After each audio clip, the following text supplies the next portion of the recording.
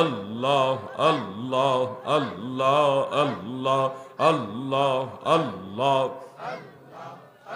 আমি কি নাম লইয়া ডাকব তোমারে আল্লাহ আল্লাহ।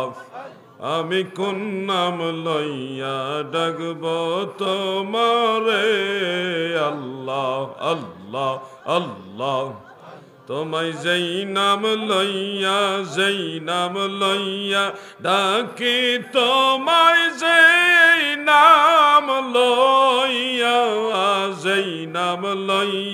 ডাকি, তোমার গুণের ধ্বনি শুনতে পাই। কি নাম লইয়া ডাকব তোমারে আল্লাহ আল্লাহ আল্লাহ আল্লাহ আল্লাহ। তোমায় রহমান বললে দয়া করো, রহিম বললে মায়া করো গো আল্লাহ আল্লাহ আল্লাহ।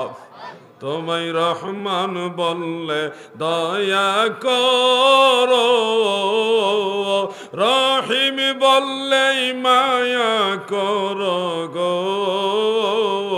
আল্লাহ আল্লাহ।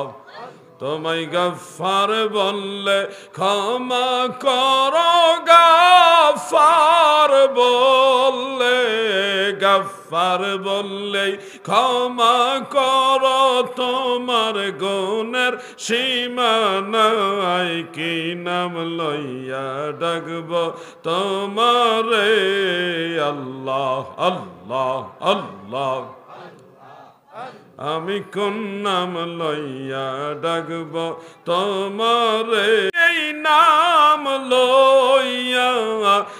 নাম লইয়া ডাকি, তোমার গুণের ধ্বনি শুনতে পাই। কি নাম লইয়া ডাকব তোমারে আল্লাহ আল্লাহ আল্লাহ আল্লাহ আল্লাহ।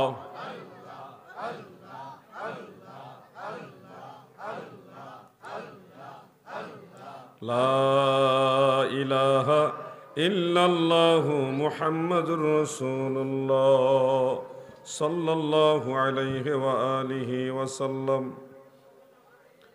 ঐতিহ্যবাহী ভৈরবের শম্ভুপুর বরকান্দা শেখ ফজর আলী সাহেবের বাড়ির উদ্যোগে আতে রসুল রাজায়ে হিন্দুস্তান হজরতে খাজা গরিবে নওয়াজ মুঈনুদ্দিন চিশতি আজমিরি হাসান সঞ্জারি রাদিয়াল্লাহু আনহু এর স্মরণে দ্বিতীয় বার্ষিক ওয়াজ ও দোয়ার মাহফিলের সম্মানিত সভাপতি সাহেব জনাব মোহাম্মদ আবুল হোসেন মোল্লা সাহেব শম্ভুপুর বরকান্দা, সম্মানিত সহ সভাপতি মণ্ডলী প্রফেসর আব্দুল সাত্তার সাহেব থেকে শুরু করে জনাব আহমদ মিয়া সাহেব সহ আজকের মাহফিলে যিনি বিশেষ অতিথি হিসেবে মূল্যবান আলোচনা পেশ করেছেন, সারা বাংলার আলোড়ন সৃষ্টিকারী বক্তা পীরে তরিকত মুফাসসিরে কুরআন হজরত মাওলানা মুফতি মনিরুল ইসলাম চৌধুরী মুরাদ পীর সাহেব,